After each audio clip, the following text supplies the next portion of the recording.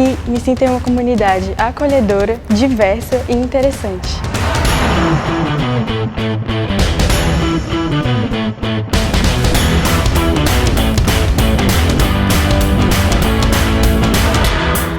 Eu gosto muito de sentar com os meus amigos, a gente conversa e compartilha as experiências que a gente teve ao redor do mundo. O que para mim faz diferença é ter professores que são totalmente acessíveis e que me ajudam a encontrar o meu caminho. O diferencial do DP não é só o que acontece dentro da sala de aula, mas as inúmeras atividades extracurriculares que enriquecem o aprendizado.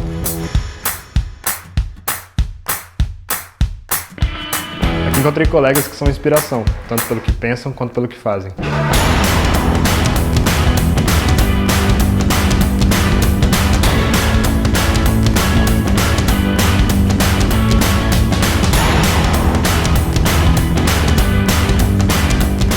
Por mais seja um ambiente acadêmico, nós realmente nos importamos com as pessoas e com as aplicações no mundo real.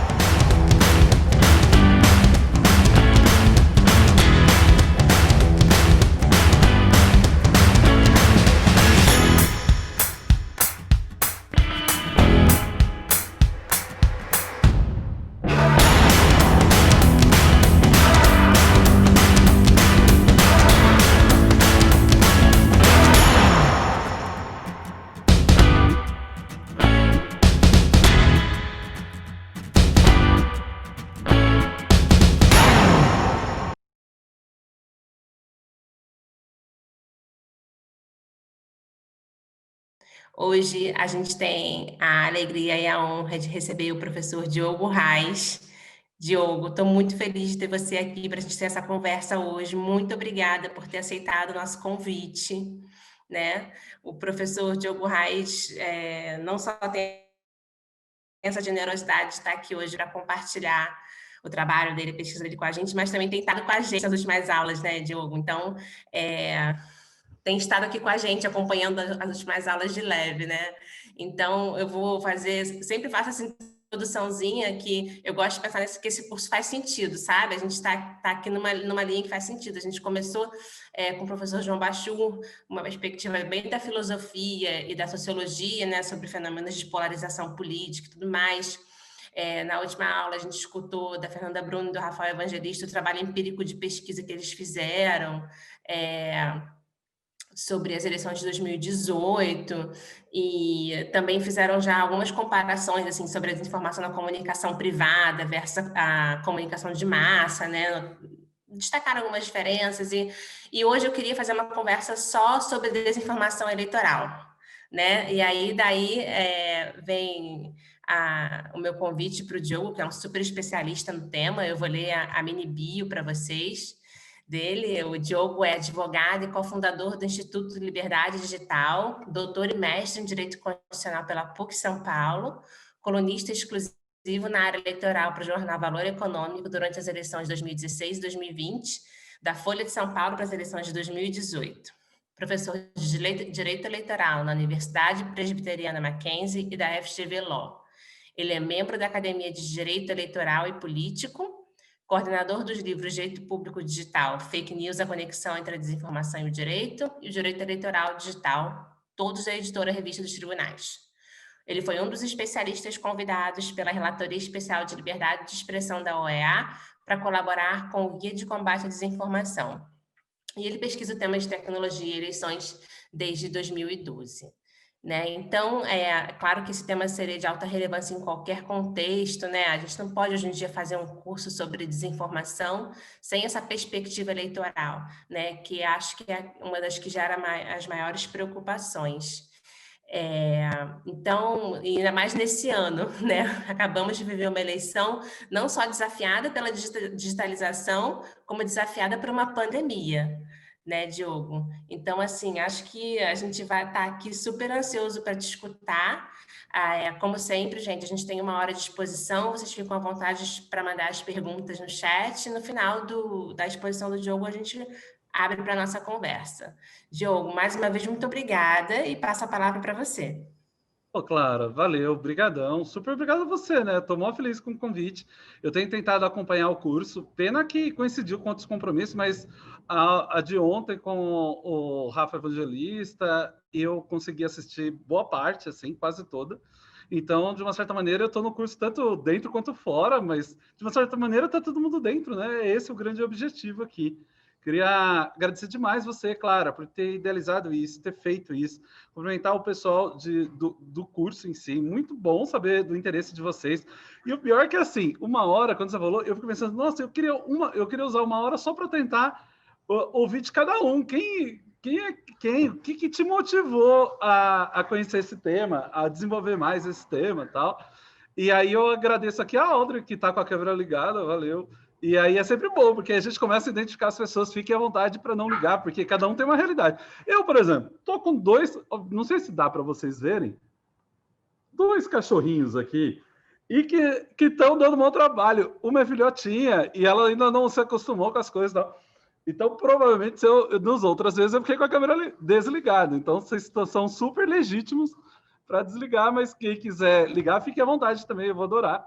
E fica Diogo, se cachorrinha, né, nem precisar, qualquer coisa você pega e pode trazer ela para aula também. Tipo, vamos viver isso junto. Você sabe que é, porque tem o Boris e a Matilda. E, oi, Gabriela, tudo bom? Tudo bem, prazer. E aí, eu tenho o Boris e a Matilda. E a Matilda tem 3 meses, e o Boris 6 anos. E os dois estão aqui. E a Matilda quer brincar, e o Boris é um senhor, é um jovem senhor. Ele não quer saber de brincadeira. Ei, Amanda, tudo bom? Como vai? Tudo bem? Muito bom conhecê-la. E então, qualquer coisa eu puxo eles, vocês, por favor, não estranhem, não se chateiem. A Larissa mandou aqui, a Soraya também. Ah, valeu, Soraya, obrigado, Larissa. Muito legal, viu? Bom, eles vão participar, gente, querendo ou não, então é melhor a gente se acostumar, porque cedo ou tarde algum barulho vai sair. Mas, gente, vamos lá, eu queria realmente agradecer, dizer que eu adorei o curso, Clara, você conseguiu fazer um negócio muito legal. E, como sempre, né, eu sou fã da Clara há algum tempo, a gente se conheceu só em julho, mas eu já tinha lido muita coisa dela, e, então foi bem bacana aí ter essa conexão. Mas vamos lá, vamos trabalhar, né, que a vida também a gente tem que trabalhar, não dá só para bater papo. Cara, deixa eu falar um pouco o que eu tenho feito que eu acho que vai ajudar a conectar o tema, sem ficar muito tempo nisso, mas... Bom, eu tenho trabalhado com direito eleitoral já há muitos anos, a minha formação é jurídica, e eu fui estudar essa parte a parte jurídica das eleições. Aqui no Brasil, a gente tem um Tribunal Superior Eleitoral e toda uma cadeia jurídica eleitoral especializada, né, da justiça especializada aqui no Brasil, o que não é tão comum, a maioria dos países não tem uma estrutura judiciária destinada a isso, aqui no Brasil tem. Eu acho que isso já consegue mostrar um pouco como a política no Brasil tem uma certa vocação à judicialização, e a justiça eleitoral talvez seja o primeiro exemplo disso, né, onde a política se resolve e ela é gestacionada e também gerida na justiça eleitoral, já que a justiça eleitoral organiza o processo eleitoral e ela administra também esse processo, né? Então, há uma gestação desse processo eleitoral no âmbito judiciário, que é muito louco, porque... o judiciário é o único que não se candidata no Brasil. E por que ele, então, que cuida do processo eleitoral? Talvez a explicação seja justamente por essa. Na década de 30, quando criaram a justiça eleitoral, criaram com esse propósito, tirar o processo de eleição do próprio parlamento, né? Até então, a gente tinha um modelo assim. Então, nesse processo aí eleitoral, e foi onde eu fui me dedicando... Oi, Priscila, tudo bom? Bem? Ai, que legal! Já é... E aí eu fui me dedicando a estudo do direito eleitoral como um todo. Só que aí o que aconteceu? Chegou na eleição de 2010, tipo, né, algumas pessoas estavam nascendo, que estão aqui, não, tô brincando, acho que não, né? Tem ninguém de 10 anos, mas com certeza, eu mais velho, mas, imagina, Priscila, que legal te ver, muito bacana. Mas em 2010, na eleição de 2010, a gente teve uma primeira decisão eleitoral digital, assim, vamos dizer assim, que foi uma decisão contra o Twitter.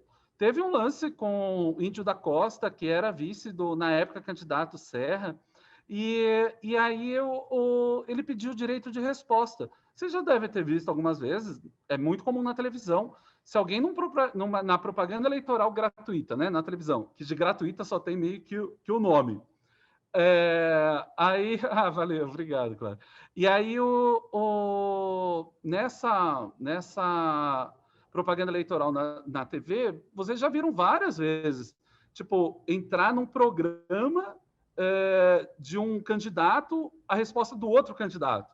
Esse é o direito de resposta. Então, é num processo para tentar que a gente consiga fazer essa conexão, né? Então, a gente acaba tendo esse espaço. E aí, eu passei a me dedicar mais nessa confluência, nessa conexão entre a tecnologia e as eleições. Então, desde 2010 para cá, eu passei 10 anos estudando isso. Passei a me dedicar a esse tema. No começo era meio bizarro, porque as pessoas falavam assim, nossa, Diogo, o que você vai fazer com eleitoral digital? Isso não tem nada a ver. Isso daí não vai acontecer nunca. Isso daí... E eu sempre ouvia, tipo assim, não, eleição no Brasil é do rádio e da televisão.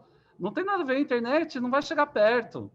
Eu sei que hoje parece meio óbvio essa relação, mas eu sofri muito bullying, no sentido de brincadeira, né? Claro, eu sei que bullying é uma coisa séria, mas onde os eleitoralistas meio que falavam assim, pô, Diogo, mas peraí, você é do digital ou do eleitoral? Você tem que escolher. E eu falei, cara, eu acho que os dois vão se encontrar em algum momento. E eu queria ficar com os dois. E aí, uma das coisas legais que aconteceu na minha vida, e aconteceu muita coisa legal também, aconteceu coisa difícil, triste, mas coisa legal, foi ter lançado o livro chamado Direito Eleitoral Digital, pela Revista dos Tribunais, né, a Thomson Reuters, aqui no Brasil, e é onde eu fui tentando conectar o direito digital com o direito eleitoral. E, enfim, como vocês devem imaginar, há 5 anos, né, em 2015, eu comecei a estudar a tal da desordem informacional, né, que particularmente é o nome que eu mais gosto. E eram talvez os primeiros nomes que a gente ouvia falar, né, Priscila? Eu acho que a Clara, enfim, na literatura. E depois ganhou a expressão que ganha o mundo, fake news, com o Donald Trump ressuscitando essa expressão. E é legal de falar, porque ressuscitou, na verdade, porque a gente tem jornais da década de 30 que já usavam a expressão fake news, não foi uma coisa que ele criou. Mas ele faz isso justamente para desqualificar a imprensa num determinado momento, onde ele aponta para um jornalista dizendo você é um fake news. E, enfim, fake news foi ganhando a expressão e foi ganhando o mundo. Daí, a gente passa a usar desinformação. Depois fake news ganha esse tom pejorativo, a gente passou a usar a expressão desinformação aí. Mas seja a desordem informacional, poluição informacional, fake news ou desinformação, é isso que a gente está estudando. E aí eu me dedicando, já que a minha área de atuação era as eleições, e eu passei a me dedicar a essa conexão das eleições com as fake news. E é sobre isso que a gente vai falar hoje. Eu acho que a primeira coisa, vocês já estudaram, e provavelmente todos vocês conhecem bastante sobre fake news. Então eu vou tentar fazer mas eu imagino que, pelo menos a maioria de vocês, não é das questões eleitorais. Eu nem sei se vocês são do campo jurídico especificamente. E eu vou tentar conectar um pouco isso daí, falando um pouquinho de cada coisa, tudo meio junto. Mas fiquem muito à vontade de... e podem lançar as coisas. Eu vou tentar ficar olhando e perceber aqui para ver se eu não estou comendo bola, mas se vocês quiserem, eu não sei, claro, se é liberado, se o pessoal quiser puxar o microfone e falar, fique muito à vontade. Assim, pelo contrário, eu queria ouvi-los assim, ouvi-las, e ouvi-los também, né? Porque as que eu vejo... eu não sei pronunciar o seu nome. É Ozymandias? É? Eu acho que ela vai digitar. Se ela fosse falar... Só para você depois me ajudar, porque para eu não falar Diogo, errado. você que manda, tá? Em relação à dinâmica da aula, é você que manda. Fica tranquilo. Tá bom, legal. Tá, eu preferi deixá-la menos engessada possível para a gente poder conectar. Então, eu vou tocando assim. Mas... seu nome está errado. Você está na agência. Legal. Ficou muito mais fácil, Juliana. Eu estava aflito aqui, desde a hora que você entrou, suando, pensando, como que eu vou chamar essa pessoa? Eu ia googar, eu falei, não vai dar tempo, o que eu vou fazer? E aí, enfim, beleza, Juliana, valeu, obrigado. Então, a Juliana, já fazendo o merchan da agência, muito bem, Juliana, é isso aí, quem veste a camisa faz isso. Não, tô brincando. Mas vamos lá, então, entender um pouco esse processo, né? Bom, basicamente, a gente parte da ideia de que fake news, ela é um problema, a gente sabe que é um problema. Eu imagino que vocês já tenham discutido várias definições de fake news e várias formas de colocar. Eu vou tentar trazer um pouco aqui do que eu tentei fazer para conectá-la ao direito, sobretudo ao direito e às eleições. Lógico que não é um ponto final. Tem muita gente discutindo, talvez nem haja um conceito perfeito de fake news ou de desinformação. Mas, basicamente, eu queria tentar encontrar, e eu acho que isso me incomodou muito, porque eu pensava que fake news era mentira. O primeiro contato com a ideia era, é uma mentira, a gente sempre mentiu, sempre está lá e tal.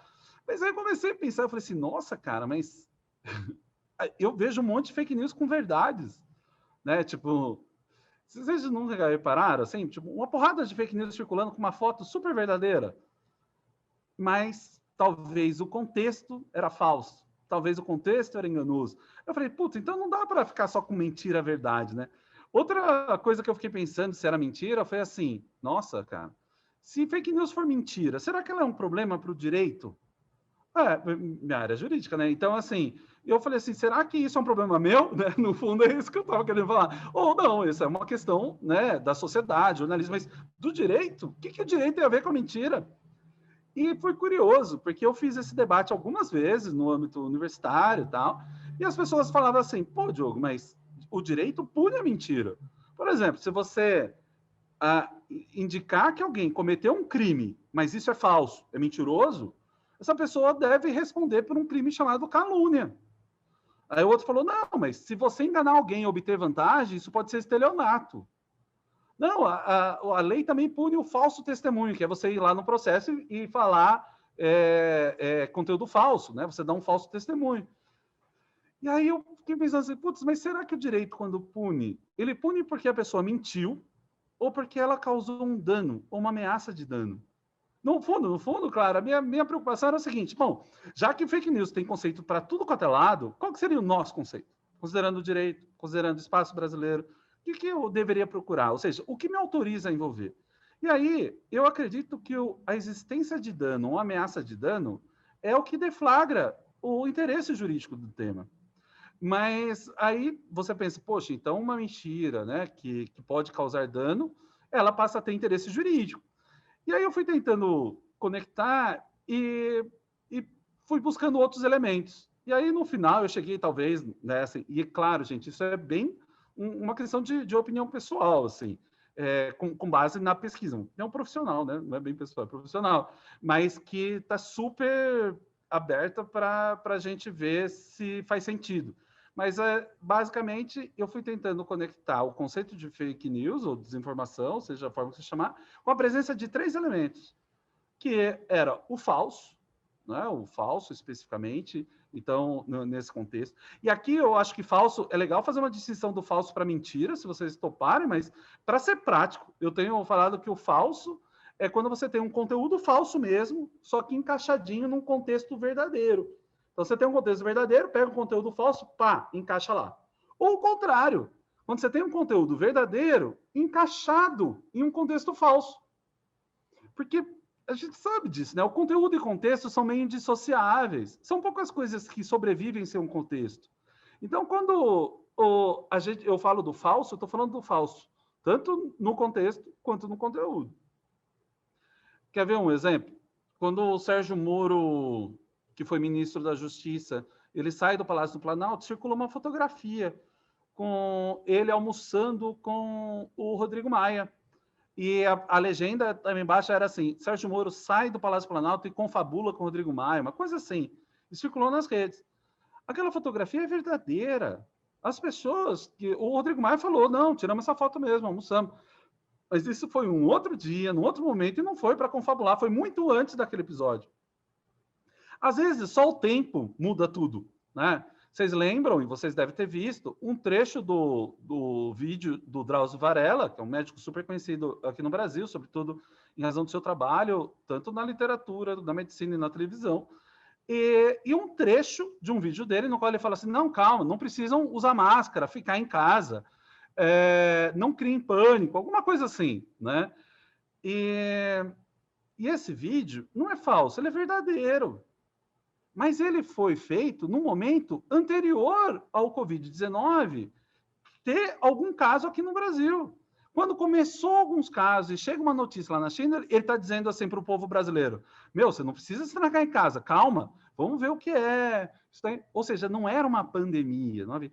Então, perceba que a verdade foi transformada pelo tempo em mentira, se tirada do contexto verdadeiro dela, entende? Então, o contexto pode ser falso simplesmente pelo tempo, deixar o tempo passar. Assim como umas coisas podem se tornar verdadeiro deixando o tempo passar. Então, perceba que a gente tem elementos muito curiosos aí para a construção do falso, mas não se resume à mentira. E quando eu falei que eu acho que a mentira não deveria ser a principal característica para trazer o interesse jurídico no tema, é pelo seguinte, cara, porque eu acho que a mentira, o dilema entre verdade e mentira, na minha opinião, né, claro, com ressalvas aí, está muito mais no campo da moral e da ética do que o do direito. Eu acho que o direito, porque, no fundo, a pesquisa que eu fui desenvolvendo, ela tentou partir do contrário. Ao invés de eu perguntar o que era fake news, eu perguntei para que serve o direito? E daí fui tentando ver onde eles se encontram. Porque se não é um problema jurídico, não é um problema meu. Eu não me meto nisso. E aí eu achei que há uma dimensão jurídica justamente por entender que ela não se resume à mentira. E ela sim pode provocar dano. E ela sim é a junção do falso com dano. E um terceiro elemento, pelo menos para pensar em regulação, e é um elemento muito problemático, é um elemento que eu tenho bastante dúvida, mas eu vou dividir com vocês, que é o dolo, a vontade de enganar. Porque eu acho que fake news é um negócio muito curioso, né, cara? Ele transforma as suas próprias vítimas em agentes. Já reparou nisso? Tipo, a pessoa que cai na fake news, ela espalha, ela acreditando que aquilo é verdade, quando ela faz isso, ela está fazendo sem vontade de enganar. Ela está fazendo, às vezes, para te salvar, não para te prejudicar, sabe? Tipo, olha, vai acontecer isso, vai acontecer aquilo, tá? E eu achava que o direito não deveria regular de tal forma a criar uma punição para a própria vítima, sabe? Eu acho que o direito tem figuras jurídicas de atipicidade, de mudança, para que não pune a própria vítima. Então, tentando resumir essa parte aqui, eu particularmente acredito que para a conexão, né, pelo menos um dos caminhos possíveis para conectar fake news ou desinformação ao direito seria analisá-la sobre a presença ou conjunto de 3 elementos: o falso, o dano e o dolo. Né? O dano ou ameaça de dano, né? O falso naquele sentido que eu falei duplamente, e o dolo. E eu acho que assim a gente evitaria. Porque, veja, se a coisa só for falsa e a gente resolver punir, a gente vai proibir a ficção no mundo. Né? Eu costumo dizer, eu canso de ouvir as pessoas falarem assim, não, Diogo, no jornal só pode ter a verdade absoluta. Eu falo, bom, então ferrou, né? Porque nem horóscopo vai rolar. E, aliás, eu falei isso e tomei várias bordoadas, porque eu escrevi isso em algum lugar, e aí eu recebi reclamação, dizendo, horóscopo é verdadeiro, sim. Falei, tudo bem, eu leio todo dia o meu horóscopo. Eu sou de Áries, se alguém tiver curiosidade, com ascendente em Áries também. A minha lua, não sei, eu paro no ascendente. Mas, enfim, eu realmente acredito que, tudo bem, o horóscopo pode ser verdadeiro, mas como provar que naquele dia X todo ariano se ferrou, sabe? Assim, tipo, cuidado, né? Então perceba que o que eu estou querendo dizer é o seguinte, se a gente for exigir a verdade absoluta, a gente teria que dar direito à ampla defesa, contraditório, fazer prova e daqui 20 anos publicar uma notícia. Né? Quem que vai querer ler um jornal com notícia de 20 anos atrás? Isso já não funcionou no judiciário, não vai funcionar no jornal. Então, a gente tem que separar uma coisa da outra. E eu realmente acredito que a gente tem que...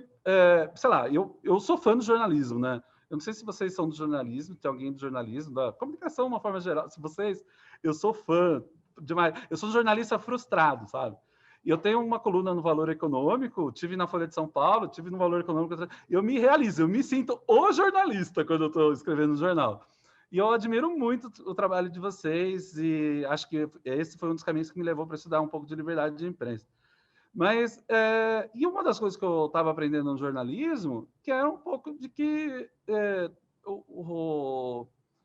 notícia é a expressão da verdade possível. Então, essa verdade possível, né, ela envolve tanto o jornalismo investigativo, né, quanto outros elementos que você tem ali. Então, talvez a gente não possa exigir a verdade absoluta, né, como se tudo fosse tão matemático. E daí que eu acho que é muito curioso como a gente traduz fake news. eu sei que é muito comum. Vocês vão falar assim, nossa, mas que implicância com o nome. Eu tenho um pouco de implicância com traduções. Eu tenho um problema com isso. Não sei por quê, eu tenho implicância. Eu acho que a gente devia criar palavras nossas, sabe? Eu achava que a gente devia, tipo, dar o nome de uma árvore. Sei lá, tô brincando. Mas, assim, quando a gente traduz fake news literalmente para o português, a Bruna também acha, né, Bruno? Né? De repente, o nome indígena seria ótimo. Deve ter uma lenda de um mentirosinho indígena. E aí a gente poderia usar para fake news. Super a favor. Mas, enfim, e se a gente traduzir literalmente, né? Fake news para o português, dá notícias falsas. Gente, mas se notícia é a expressão da verdade possível, como ela pode ser falsa? No fundo, é um ilógico. Se é notícia não é falso, se é falso não é notícia. Não é possível. Não cabe. É a mesma coisa falar, essa pessoa é um solteiro casado. Se ela é solteira, não é casado. Se é casado, não é solteiro. Não tem como, se a notícia não é falsa. Enfim, eu acho que eu já deixei. Exatamente, Soraya. Perfeito. Se é fake, não é news. Perfeito, é isso. E então, nesse sentido, eu emprestei do professor Eugênio Butti, que ele também tem formação tanto no jornalismo quanto no direito, e ele falou, pelo menos a primeira vez que eu ouvi, foi logo depois que eu escrevi esse livro de fake news, que foi a primeira vez. Não, foi um artigo de 2016, era eleição em 2016. Eu estava com o professor Eugênio Butti no Ministério Público Federal, aqui em São Paulo, na mesa. Acho que a Clarissa Gross também estava, não lembro quem mais estava.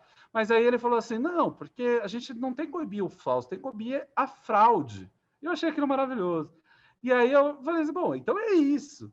Então talvez a melhor tradução seja notícias fraudulentas e não notícias falsas, que como ele coloca. E aí, emprestando dele, veja, talvez o falso, somado ao dano, somado ao dolo, já tem um nome jurídico para isso. Fraude. Então, de uma certa maneira, eu encontro na expressão do Eugênio Butti a síntese do que eu acredito que poderia ser o interesse jurídico de fake news, ou seja, a fraude. Então, notícias fraudulentas, talvez, né, pelo menos assim, na minha opinião, traduziria o elemento do falso somado ao dano com dolo.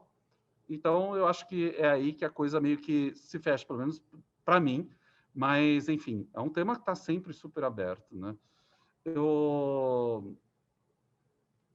Olha, o Bernardo traz uma ótima solução também aqui. Ele fala, olha, acho que conceitualmente seria uma falsa notícia e não uma notícia falsa. Entendi. Muito interessante, né? Tipo, que na verdade é ótimo. Que na verdade o falso, o que é falso é ser notícia, né? É dizer que aquilo é notícia, não que a notícia é falsa. Muito bem, Bernardo. Super legal o seu comentário, adorei, cara. Muito legal. Então, e aí, nesse contexto, e aí fica aquela coisa, nossa, mas o que isso tem a ver com eleições e tal? Na minha opinião, tudo. Porque qual é o grande perigo das fake news, né? Falando assim, né? Seja o nome que a gente escolher aqui. Mas qual é o grande perigo dela, né? Uma vez, claro, eu estava num desses cursos para juízes eleitorais, que é uma coisa que eu tenho feito já desde a eleição de 2018, e agora pude fazer para todos os juízes eleitorais do Brasil. Foi muito legal, porque eu, da noite para o dia, ganhei 20 mil alunos. Foram 5 mil e poucos juízes, 15 mil servidores da Justiça Eleitoral do Brasil inteiro e os procuradores regionais eleitorais do Brasil inteiro. Então, foi muito legal conhecer o quanto o cenário digital é diferente no Brasil. Em 2018, eu pude viajar, peguei aviãozinho, fui lá e tal. E em 2020, foi tudo online, como vocês podem ter imaginado. E eu lembro que eu estava, né, em 2018, pessoalmente, não lembro que tribunal, não sei se foi acho que foi o Tribunal do Acre, e aí um juiz perguntou assim, professor, mas como que uma fake news entra na minha cabeça e muda o meu jeito de pensar? Eu achei essa pergunta tão bacana, cara, e eu falei assim, e aí eu disse o seguinte, eu acho que o maior perigo dela não é que ela entra na sua cabeça e muda o seu jeito de pensar, é o contrário. É que ela usa o seu jeito de pensar. E se ela usar, ferrou. Porque, assim, o impacto é gigante. E aí eu fui tentando buscar um pouco essa ideia de qual é o perigo das fake news. E tentando isolar, claro, e olhar para a minha área. Fake news, ela, de uma certa maneira, né, a desinformação como um todo, ela traz os dados para você de forma viciada, de forma errada. E o que é a nossa vida, né, se não a tomada de decisão, né? Já pararam para pensar? A gente é meio que o intervalo entre o nascimento e a morte, e o que conta são as decisões que a gente vai tomando no meio. Então, cara, a cada decisão que a gente toma, qual que é o processo de decisão, né? Lógico, tem aquelas decisões mais no ímpeto, assim, né? Aquela decisão, tipo, e pronto, vai. Mas, normalmente, a gente recebe as informações, coloca algum princípio, vou imaginar uma fórmula aqui, né, na minha testa, algum princípio. Esse princípio, uma forma que você pensa, ele processa e sai o resultado. É quase isso, é uma equação, mais ou menos, né? Lógico, tem outros fatores, emoção e tudo mais, mas mais ou menos essa linha aí. Então, vamos supor, né? Aliás, aconteceu isso comigo. É que eu tô com medo de atrasar, mas eu vou falar rapidinho. Eu vi errado, eu tenho mania de ver a previsão do tempo. Eu falei que eu vejo horóscopo todo dia, mas eu vejo previsão do tempo também. Eu não sei por quê, porque eu moro em São Paulo. Em São Paulo não existe previsão do tempo, é uma ficção. É uma fake news. Porque em São Paulo, normalmente a previsão do tempo em São Paulo é assim, hoje terá de 8 graus a 30, tipo, qual é a chance de você errar? Com chuvas esparsas e chuvas isoladas em regiões. Se tiver chovendo, acertou. Se não tiver, também acertou. Tipo, né? Enfim, mas aí eu tenho essa maneira de ler a previsão do tempo e vamos supor assim, eu quero colocar a roupa mais adequada ao clima. Se está calor, eu vou escolher uma roupa fresca, leve. Se tiver frio, o contrário. Então, imagina que isso aconteceu. Eu estava no aplicativo, estava marcado para a previsão do tempo, só que ao invés de estar nos arredores, estava numa cidade específica. Numa das cidades que eu adoro, que é Fortaleza. E em Fortaleza, naquele dia, fez 30 graus com sol. Mas em São Paulo, estava 12 graus com chuva. Mas eu abri o aplicativo e vi que estava marcando 30 graus. Fui lá, cara, bermudinha, chinelinho, camiseta e bora pro rolê. Na época a gente podia sair de casa, né? Uma outra época. Saio aquela chuva, frio. Falo, nossa, que sacanagem. Bom, voltei, troquei de roupa. Aí depois eu vi que foi erro meu mesmo, eu que não mudei o aplicativo. Mas eu fiquei pensando, putz, se fosse uma fake news, né? O que eu podia ter feito para evitar isso, né? E aí, cara, eu pensei, eu podia ter aberto a janela, né? Eu podia ter investigado mais se a previsão do tempo era aquela. Aí teve o aluno que falou assim, não, professor, você poderia ter lido direito. Tipo, nossa, para que humilhar as pessoas? É tão desnecessário.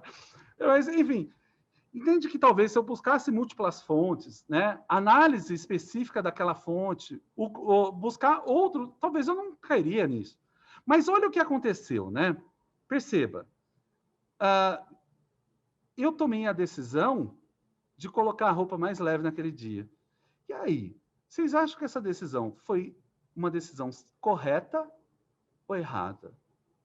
Foi a decisão certa que eu tinha que tomar ou é errada? Pararam para pensar nisso? Me julguem, né? Pessoa maluca pede para ser julgado. Me julguem. E aí, eu errei ou acertei? É muito fácil, né? Fica à vontade, se alguém quiser colocar no chat e tal, mas, enfim. Veja só, talvez, eu vou puxar aqui para a gente não comer tempo, mas talvez eu acertei diante dos dados que eu tinha. Faz sentido você querer colocar uma roupa leve se você está num calor, você está num período de quente. Faz sentido, não foi uma decisão errada. Né? Errado seria se tinha 30 graus, nossa, então vou colocar esse sobretudo de lã, né? Isso é errado. Então, agora, o resultado da minha decisão foi completamente oposto ao que eu esperava. Você entende isso? Eu tomei a decisão que parece correta, o raciocínio é o meu mesmo, ninguém invadiu, mas o resultado foi oposto do que eu queria. Cara, olha isso. Só que se a gente somar isso ao mundo imerso em dados, agora recentemente, junto com uma orientanda, a gente escreveu sobre fake news sob medida, né? Fake news customizada, a fake news para chamar de sua. Então, nesse mundo de dados, é muito mais fácil descobrir se a Audrey gosta mais de uma coisa ou de outra, ou se a Amanda, ou se a Ozi... Não, tô brincando, Juliana. Se a Juliana gosta, ou a Priscila, enfim. E aí, talvez, e primeiro que dá para ir pela média, né? Tipo, sei lá, vamos supor, olha, as pessoas mais religiosas, de religiões cristãs, tendem a não ser, né? A não ser favorável ao aborto. Então, uma fake news para esse grupo sobre o aborto pode sim ser relevante, ter uma potencialidade maior. Claro que vai ter um ou outro que não vai ser contra, mas né, você tem uma expectativa ali. Agora, nesse mundo microsegmentado, do jeito que a gente está, imagina se eu consigo acessar isso, eu consigo montar uma fake news para cada uma. Então, perceba que o grande perigo é a gente tomar uma decisão diferente do que a gente mesmo queria. Eu costumo falar que fake news é um problema de liberdade, de autonomia da vontade, né? Porque, veja, se você decide diferente do que você queria, eu estou roubando a sua decisão, entende? Então, olha como a coisa pode ser complicada. E por que isso é um problema gigante nas eleições? Porque o voto é uma decisão. E é uma das decisões mais importantes que se pode ter. É uma decisão economicamente relevante, em matéria de poder relevante, politicamente relevante. Ou seja, é uma decisão com relevância em diversos segmentos. Então, ficou atraente usar. E se você tiver o controle sobre a desinformação, e se você tiver, ao mesmo tempo, acesso aos dados das pessoas, pelo menos uma ideia do que elas pensam, se você juntar a coisa direitinho lá, você consegue impactar muito mais pessoas. E aí o resultado final pode ser que você, como eleitora, como eleitor, escolha algo que você não escolheria em situações normais. Ou seja, roubou a sua escolha. Entende? Então, nesse processo, as eleições acabam ficando muito perigosas e talvez até mais. Lógico, não dá para medir o que é mais perigoso, não. Por exemplo, fake news sobre Covid, né? Putz, não, questões de saúde e tal. Mas o que eu queria mostrar é que, talvez nas eleições, ela tenha um potencial ainda, talvez mais marcante, por um lado.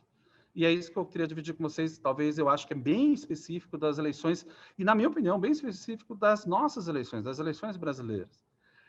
Me parece que a fake news ela é maravilhosa para roubar voto. Ela é maravilhosa para tirar voto das pessoas. Talvez ela não seja tão boa para dar voto, mas ela é boa para tirar voto. Perceba uma coisa, a gente vive num espaço quase estigmatizado, quase criminalizado da política. Em vários países isso acontece, no Brasil também é uma realidade muito presente. Então, a suspeita, é meio que assim, não é que na certeza você não vota. É o contrário, as pessoas têm colocado que na certeza votam. Ou seja, a dúvida tira voto. Então, é sensacional no nosso sistema, porque a gente tem um sistema multipartidário, com mais de 30 partidos, e a gente tem a possibilidade a fragmentação desses votos. Então, num ambiente fragmentado de tomada de decisão, colegiado e diverso, como é o Brasil, ficou perfeito, porque você consegue juntar e ir colocando essas células de grupos para que vão tirando voto das pessoas. Ou pior, que tire voto de todos. E aí fala assim, nossa, mas se tirar voto de todos, tem alguma vantagem? Opa, tem. Porque para prefeito, por exemplo, a maioria das cidades no Brasil não tem segundo turno. A gente só tem 97 cidades que podem ter segundo turno para prefeito. Nessa última eleição, a gente só teve 53 delas que não elegeram logo de cara. Porque o nosso sistema diz que prefeito no Brasil, na cidade até 200 mil eleitores, a maioria das cidades, né, tem 5.567 municípios. Então, assim, 5.480 é decidido dessa forma. Então, a pessoa não escolhe, ela não é bem... Entra para prefeito quem vence a eleição. Entra o menos pior. Por que o menos pior? Vou explicar. Porque não se exige maioria absoluta. Ou seja, eu não preciso ter 50% das pessoas mais um voto para ganhar. Basta eu ter mais voto que os meus adversários. Entendeu que isso pode ter um impacto muito grande para as eleições? Porque se eu tenho capacidade de tirar votos, se posso fazer isso de uma forma muito rápida e ter um grau de acerto relevante, acabou virando um grande negócio. E não é à toa. Fake news é um grande negócio. A coisa que eu mais detestava quando comparava fake news com mentira é porque eu achava que mentira não era um grande negócio. E eu achava que havia ingenuidade nisso, porque fake news é um negócio incrível. É um ótimo negócio. Eu não quero que ninguém entre nessa, mas é um ótimo negócio. Gente, ó, imagina, quem tiver meios de fake news, você consegue induzir determinada marca, determinada carreira, determinada pessoa, determinado político, determinado relacionamento, determinado remédio. Você entende isso? A gente não passou a vida ouvindo que a informação é poder. Então, a desinformação, na minha opinião, é ainda mais poder, porque ela te faz acreditar na mentira e desacreditar na verdade, ou seja, ela desqualifica.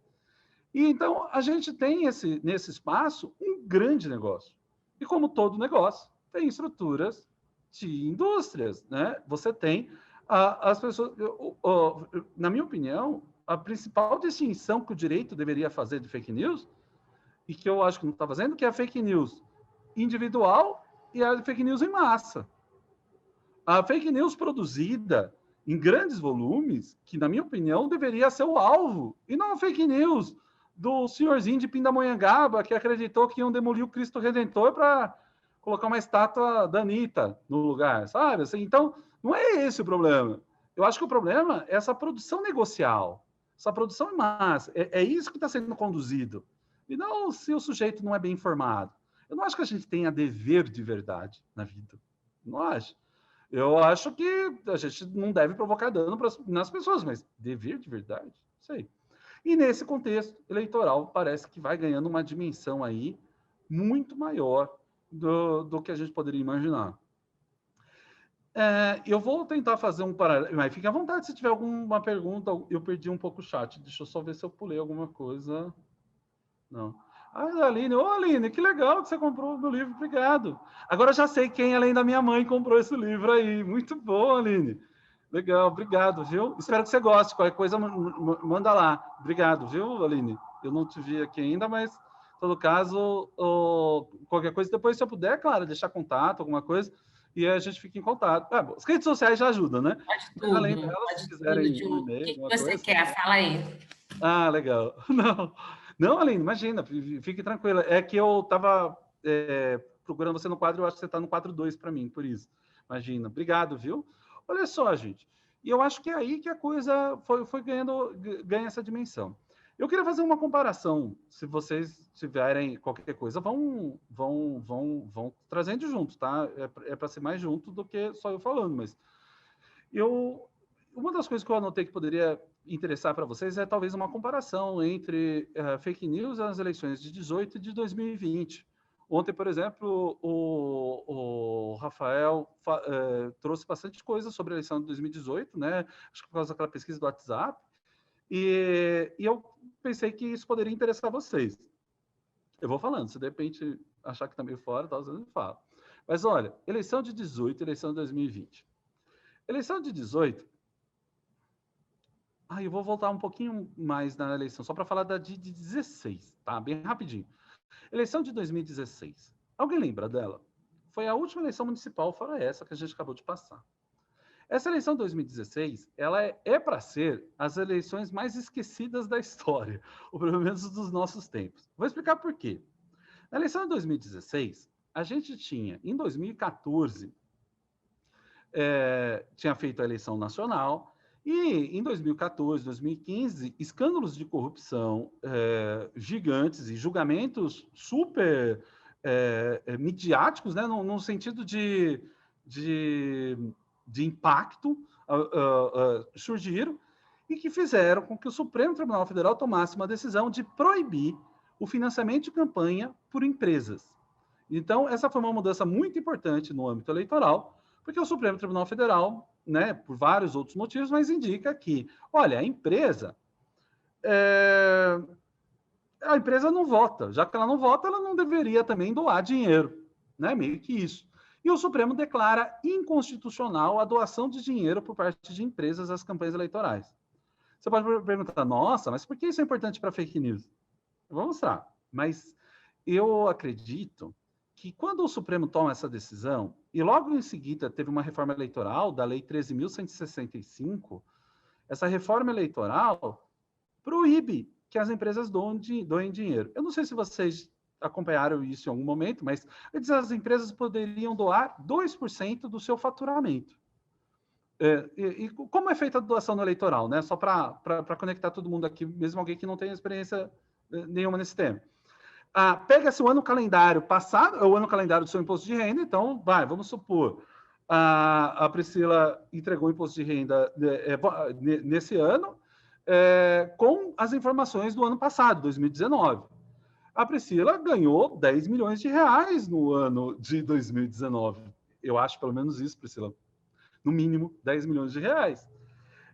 Então, você pode doar 10%, porque você é uma pessoa física. E você, então, até R$1 milhão você pode doar na campanha. A pessoa jurídica, até 2%, pelo mesmo procedimento. Só que tem pessoas jurídicas que têm bilhões, faturam bilhões, gente. É faturamento. Então, vocês imaginam quanto elas podiam doar. Então, o jogo era muito em razão das empresas e das doações. Quando proibiu em 2015, em 2016 a gente teve uma eleição pouco percebida. Por quê? Primeiro, dois fenômenos, né? A gente teve a eleição Trump versus Hillary nos Estados Unidos, e ela é simultânea, assim como aconteceu agora com Joe Biden, e a gente... e isso chamou muita atenção, né? O Trump sendo eleito, né? E tantas outras coisas. Então, muitas vezes, eu lembro que na sala de aula, na semana da eleição, eu falei, pessoal, votem com cuidado, espero que vocês tenham uma ótima votação. E a menina falou assim, que votação, professor? Eu falei, é eleição, a gente tem uma eleição agora, é domingo. Falou assim, nossa, eu achei que você estava falando dos Estados Unidos. Então as pessoas estavam muito olhando para lá, mas aconteceu uma coisa, com pouco dinheiro disponível, e quando eu falo pouco dinheiro, gente, eu não ignoro a situação brasileira, mas assim, a gente teve um corte drástico, as empresas financiavam mais de 90% das campanhas. Você tirou isso. Aí o que aconteceu? O fundo partidário, que é um caixa, é um caixinha feito pelo governo para poder bancar as eleições. Esse caixinha, ele era de, sei lá, acho que 13 milhões, passou para 800 milhões de reais. Aí você fala assim, meu, você tá maluco, falando que 800 milhões é pouco?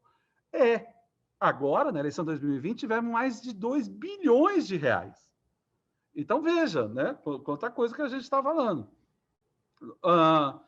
Então, a eleição de 2016 foi uma eleição mais pobre, uma eleição ainda que a internet, a gente não conseguia fazer muita coisa, o impulsionamento de conteúdo nas redes sociais era proibido. Então, você era muito limitado à movimentação orgânica. Então, você tinha um cenário digital diferente, um cenário financeiro diferente. Quando chega em 2018, ainda é proibido. Porém, o valor mudou. O caixa da campanha aumentou, passou de 1,5 bilhão de reais. E as campanhas voltaram a ter muito mais dinheiro do que tinha em 2016, né? Era eleição municipal, outra foi nacional. Um outro fator que eu acho que é incrível, um fator que eu acho que colaborou demais, é que nas eleições nacionais no Brasil, a gente tem menos difusão e mais concentração de pautas e temas.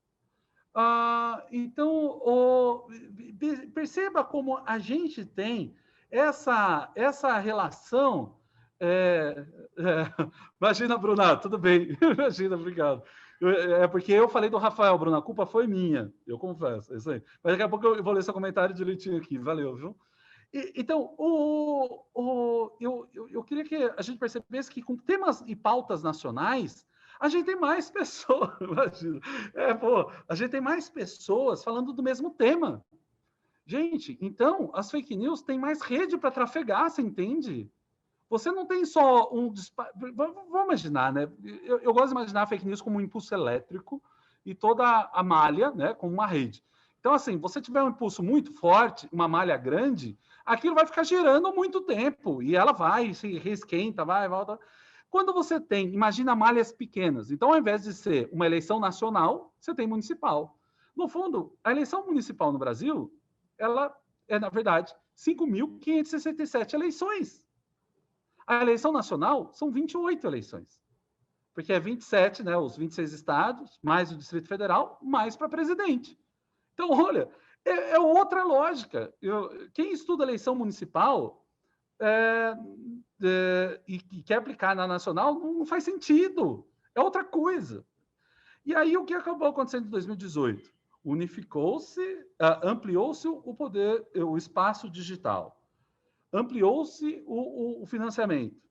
A polarização ficou acentuada e fomos para os extremos. Então, temos razões políticas, sociológicas, financeiras e processuais, levando para essa, e circunstanciais, como a questão de ser eleições nacionais. E aí a gente teve, sim, uma eleição muito marcada por fake news. E eu queria dizer com muita tranquilidade assim, no coração, porque uma das coisas que eu aprendi desde que eu resolvi mexer com eleições é ser uma pessoa apartidária, ser uma pessoa que não se envolve em nenhuma questão política, até porque eu trabalho para eles e tenho bastante orgulho de já ter trabalhado para polos tão diferentes. Então, assim, eu não me envolvo pessoalmente com isso, mas eu sei que é visto com muita frequência como se fake news fosse uma coisa exclusiva do bolsonarismo, por exemplo. Não, fake news é um problema mundial, global. E no Brasil mesmo. Aconteceu antes, durante e depois. E na própria eleição do Bolsonaro, a gente identificou no Mackenzie, eu sou professor no Mackenzie, e na FGV, mas no Mackenzie eu tenho trabalho de pesquisa, e nesse trabalho de pesquisa, no Mackenzie, a gente identificou diversas fake news de candidatos de todos os segmentos, da esquerda, da direita, de centro. E então, assim, não pensem que é algo exclusivo. Eu acho que um dos maiores erros que a gente está cometendo para estudar fake news é ter colocado um rótulo nela como se ela fosse propriedade de determinada pessoa. Porque, cara, a gente, de uma certa maneira, a gente colocou mais ódio nisso, sabe? Como se fake news fosse o problema do outro. Fake news é um problema nosso, não tem outro, é a gente.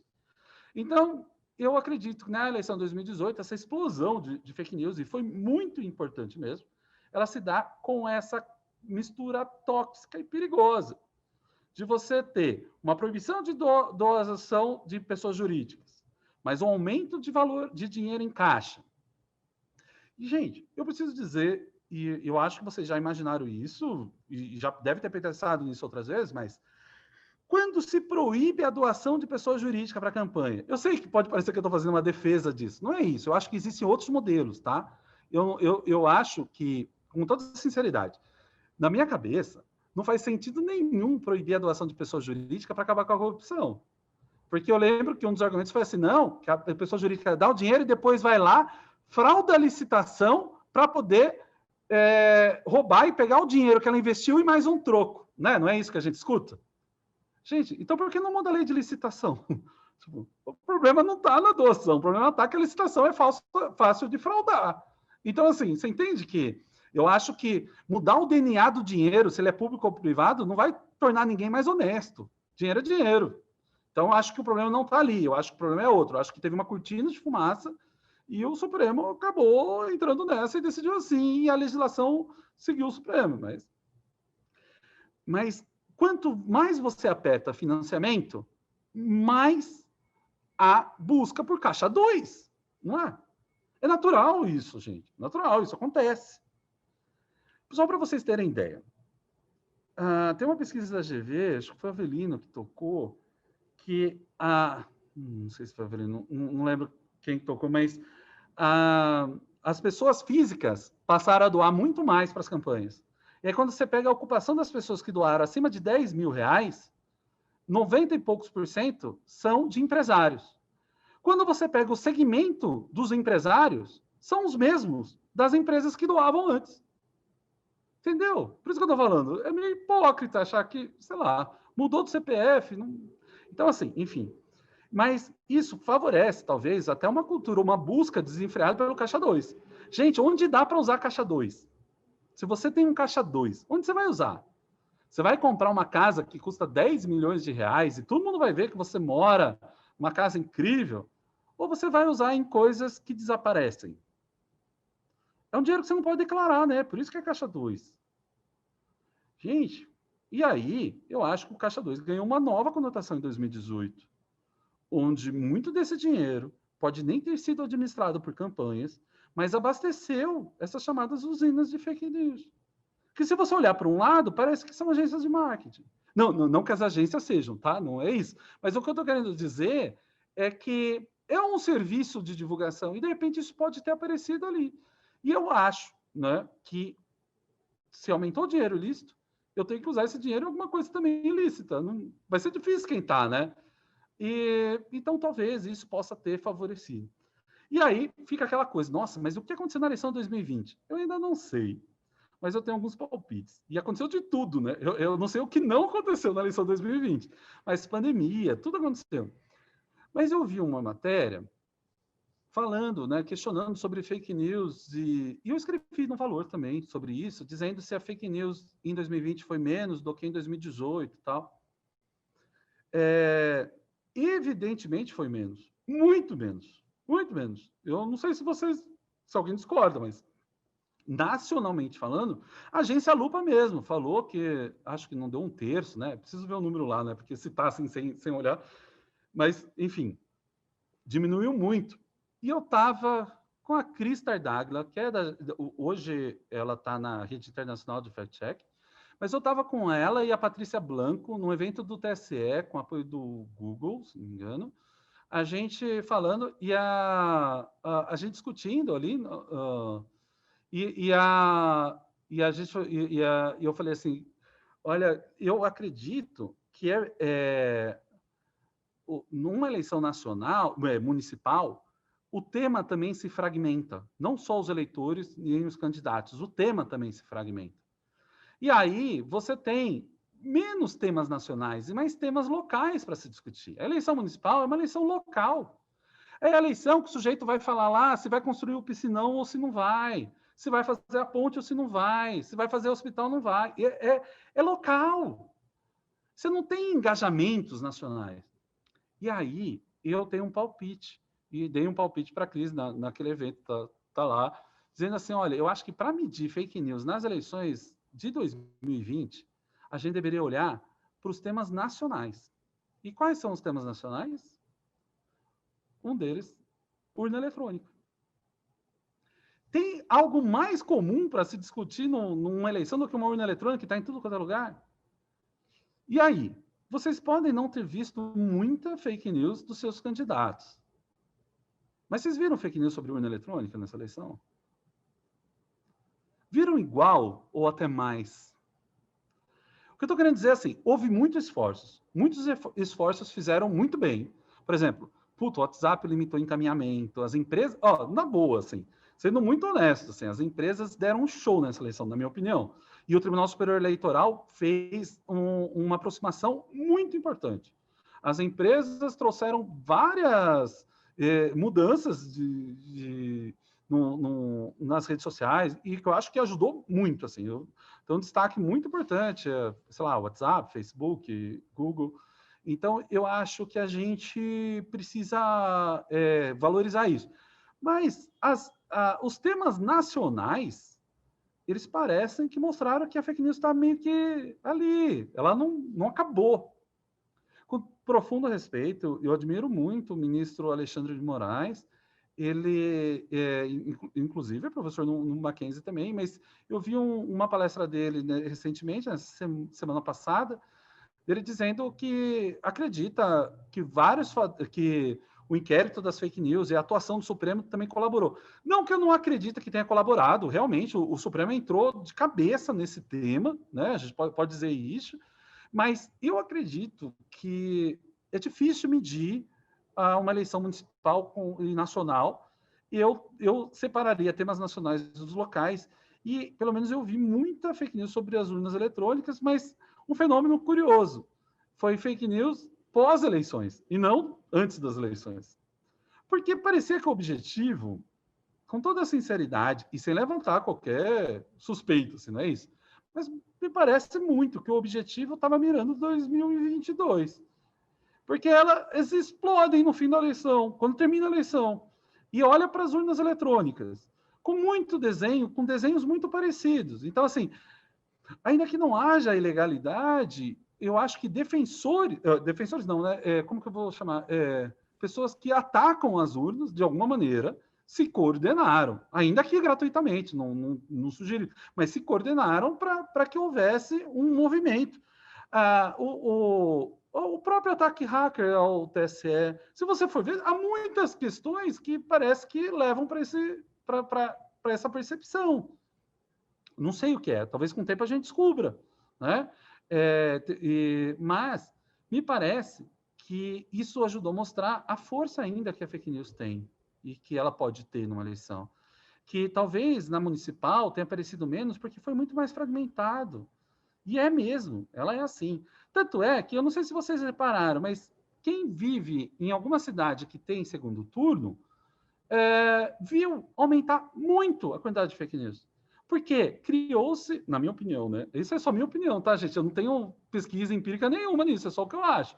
Então pode estar super furado, mas eu acho que criou, tipo assim, sabe, um ambiente ideal para sua proliferação.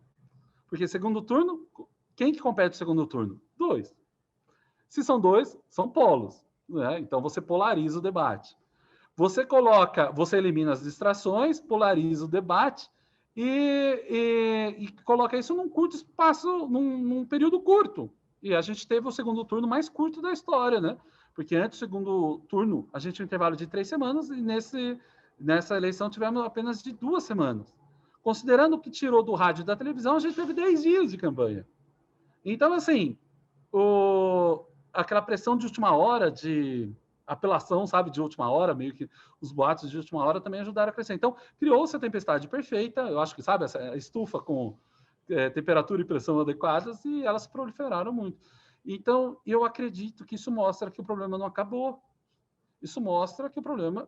E eu realmente... E eu vou parar de falar, porque eu acho que eu estou falando demais, e já deu o horário aqui. Mas, só para tocar, Clara, eu acho que realmente o fake news é um problema fragmentado e difuso.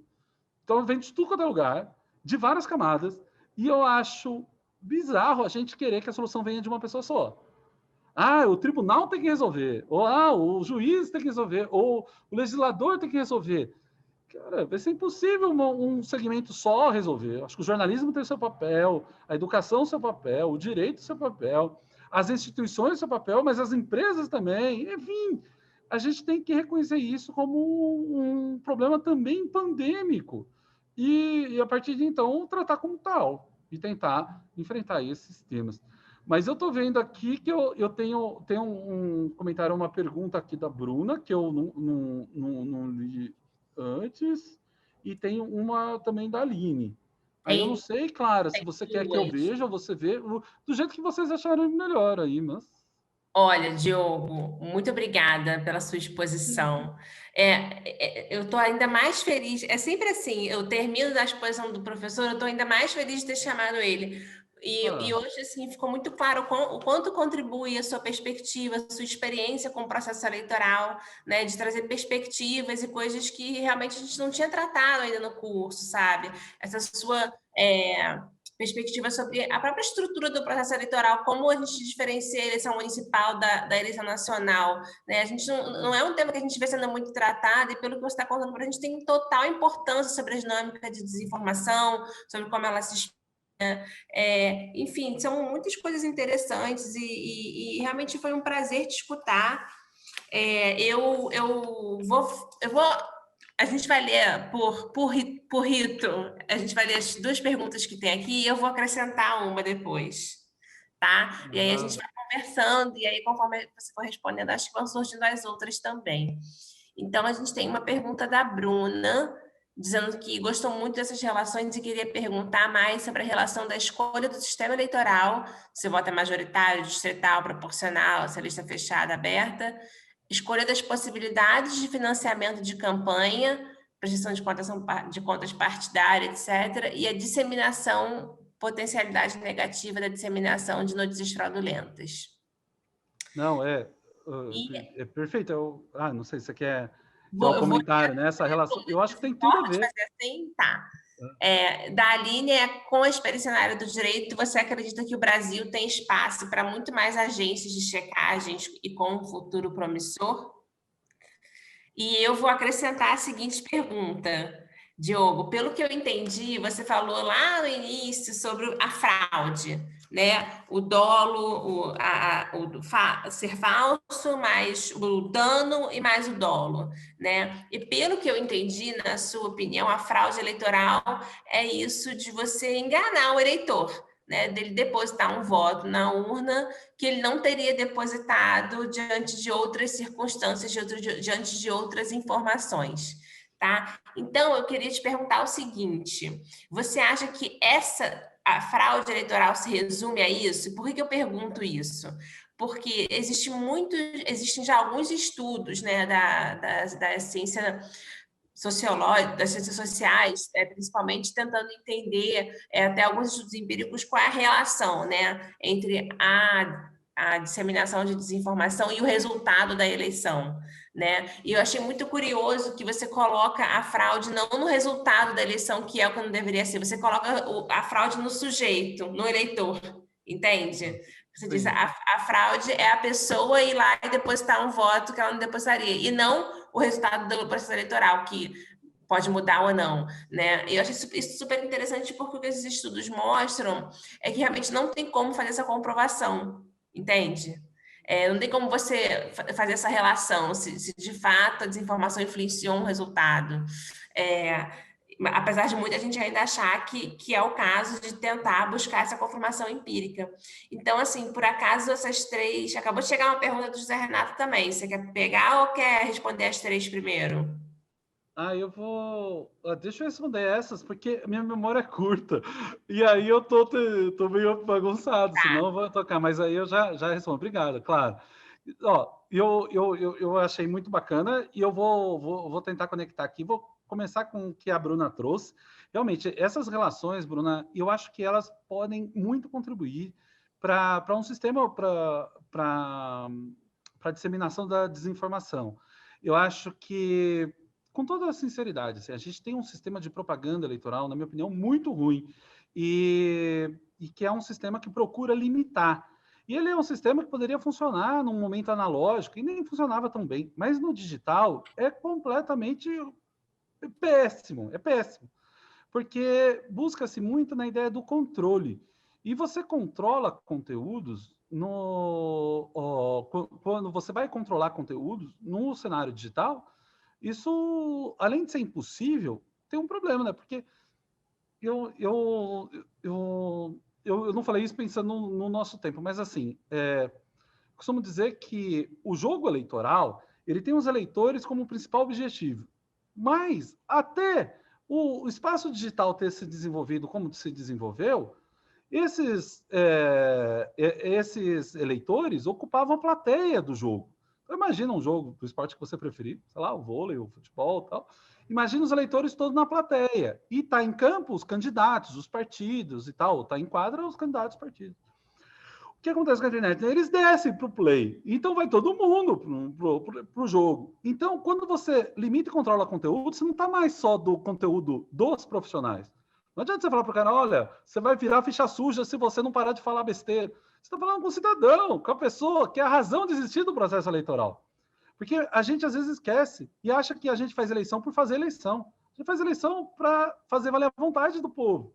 Então, assim, o processo eleitoral não é um fim em si mesmo, sabe? O processo eleitoral, ele é uma coisa necessária para se alcançar a vontade popular. Então, a gente não pode trocar a vontade popular pela coisa. A gente não pode ter mais rigor com o processo do que com o seu resultado. Então, eu acho que é importante que isso forma, talvez, a Priscila, que é muito melhor que eu em várias coisas, dentre elas, ou talvez até a gente poderia equiparar com a ideia de arquitetura, quando a gente estuda em direito digital, por exemplo, o LES e tantas outras coisas, quando a gente pensa, né, em arquitetura, porque cria-se uma arquitetura por onde a desinformação vai trafegar. Talvez o modelo de voto, o modelo de sistema, né, talvez tudo aquilo vai compondo a que eu chamei de malha, né, aquela malha da... Então, talvez fique aí, Bruna, mas é super legal você colocar aqui, e não se preocupa com o Rafael, já falei, foi com a família, e aí eu vim aqui. E o da Aline, eu acredito muito nas agências de checagem. Eu acho que faz um trabalho sensacional. Aliás, assim, era um trabalho que tinha que ser incentivado em todos os sentidos e tal. Mas eu tinha apontado, e aí eu vou dividir um pouquinho contigo aqui. Imagina, Bruno, que isso? Vou dividir um pouquinho aqui com você, Aline, com os nossos colegas aqui, um pouco da minha preocupação. Em 2018, acho, não sei, eu fui algumas vezes no Congresso Nacional, pude falar um pouco a respeito desse tema, das minhas pesquisas, e eu lembro que uma vez eu estava lá na Câmara dos Deputados, no plenário, e quando terminou, um cara me procurou, falando assim, olha, eu sou de tal partido e tal, e o deputado X tal, queria te chamar para almoçar. Você topa almoçar? Eu falei, topo, tal. Tava lá, né, meu fator almoço grátis. Não, tô brincando. Não existe almoço grátis, todo mundo sabe. E aí eu fui lá, fui almoçar e conversar, e tinha uma bancada de pessoas afinadas ali, aqueles partidos que estavam ali envolvidos. E eles disseram assim, poxa, você não tem interesse em nos apoiar em montar uma agência de checagem conservadora? E aí eu falei assim, olha, mas não dá, né? Porque se ela for conservadora, ou se ela for progressista, vamos imaginar, né, que a frase, vamos mudar a frase, vamos montar uma agência progressista, uma agência... Ela já deixou de ser uma agência de checagem, né? Ela é outra coisa. E aí eu lembro que, poxa, claro, né? Eu não aceitei, não me envolvi no projeto, né? E o tempo foi passando. E eu passei a ver algumas agências que se denominam como agências de checagem alinhadas a determinadas ideologias. E com uma resposta muito complicada, dizendo, não, é que as outras são de esquerda, agora nós temos as de direita. Cara, isso daí não tem sentido. Então, só para afinar um pouco aqui, Aline, do que você perguntou, e perguntou muito bem, eu acredito, acho que tem futuro promissor as agências de checagem, mas tem que tomar muito cuidado com esse espaço, porque a gente está a curtíssimo passo de sucatear. Lógico, eu não entendo nada disso, assim, mas o que eu estou vendo, se a gente começar a ter agência conservadora, agência não sei o quê, a gente tem tudo menos agência de checagem, né? A gente tem outras coisas, a gente tem comitês. Então, eu acho que a gente precisava levar isso mais a sério. A Rede Internacional de Fact-Check, por exemplo, parece que faz um trabalho super sério, tem um rigor com a metodologia, e eu acho que isso é bem importante aí. Agora, eu também acho, Aline, e eu vou falar isso com medo de estourar o tempo, mas e também não é um demérito, mas eu tenho feito algumas pesquisas e tenho reparado que a checagem é fundamental, mas existem uma camada emocional muito importante, mais do que racional. E aí me parece que as agências de checagem continuam importantes, porque traz substrato, mas a gente precisava olhar também para um passinho a mais. Eu vou tentar contar rapidinho essa experiência que eu fiz. Eu tenho mania de fazer experiência com os meus alunos. Ainda bem que vocês não são meus alunos, senão eu já tinha inventado alguma experiência. Mas, dentre elas, na eleição de 2018, eu convidei os alunos do Mackenzie, para quem quisesse, ser checador do grupo de WhatsApp da família. Eu estraguei o Natal de muita gente em 2018.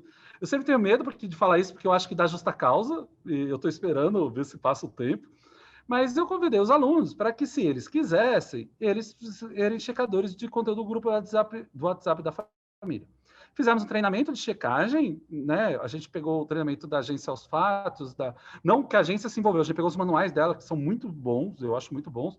Pegamos um curso da BBC e tal, e a gente se virou. O pessoal do jornalismo do Mackenzie também se envolveu. Bom, resultado final. O que você acha que aconteceu com todos os checadores? Em algum momento, eles foram ofendidos. Em algum momento foram ofendidos. Curiosamente... tinha só uma regra, eles não podiam checar o conteúdo do mesmo grupo político simultaneamente. Checava do grupo A, depois tinha que ser do B. Depois do A, depois do B, sabe? E o curioso foi isso, Clara. Eles foram xingados dos dois grupos. Ou seja, foi um super sucesso. Quem foi xingado pelos dois grupos é que fez muito bem esse trabalho. Mas o menor resultado foi: puxa, desculpa, ainda bem que você me falou. Eu vou, então, avisar os outros. Parece que só 2 pessoas, gente, mais de 300. Só 2 pessoas fizeram isso. Eu sou louco para conhecer, que deve ser pessoas, gente boas. Agora, teve um resultado, Aline, que foi muito presente. A pessoa virou e falou assim, vê se já não aconteceu com vocês, assim, comigo já aconteceu, né? A pessoa virou e falou assim, tá bom, é mentira, mas bem que poderia ser verdade. Mano, quando eu olhei aquilo lá, eu falei assim, cara, isso daí... E aí, a partir de então, Clara, a gente desenvolveu uma outra pesquisa. Lá, Audrey, no Mackenzie, a gente começou a desenvolver, junto com a psicologia e a comunicação, né, e o direito, buscando a relação entre amor e ódio e fake news. Ou seja, qual é a medida da relação da emoção com as fake news, sabe? E tentar encontrar nesse espaço, assim. Então, eu acho que a gente checagem tem um papel muito importante, um papel que pode até ser reinventado nesse cenário, por exemplo. E aí, sim, liberdade de expressão, Amanda coloca. Pois é, muita gente, é isso mesmo. E eu acho que, talvez, o grande segredo é distinguir fato de opinião, né? Tem um senador americano comunista, Daniel, ele diz assim, numa democracia, todos temos direito à nossa própria opinião, mas ninguém tem direito aos seus próprios fatos. Então, distinguir uma coisa da outra talvez seja um bom caminho aí. E a pergunta da Clara, né, Clara? Tentando colocar aqui, eu achei muito legal a forma que você colocou, porque eu sempre tive implicação com as normas eleitorais que exigiam comprovação do impacto do resultado na eleição. A compra de votos era assim, exigia que você tivesse comprado muitos votos. E, não, comprar voto é um problema. Você comprou de uma pessoa, você já fez isso. Não, sabe assim, isso basta. E aí, eu emprestei talvez um pouco daí para tentar trazer isso. Eu vivo contando história, né? E eu tenho várias histórias, e eu tenho histórias dos meus avós. Essa da minha avó é a seguinte, Clara. Eu era pequeno, era criança, estava tendo uma eleição no Brasil, eu tinha 7 anos, talvez.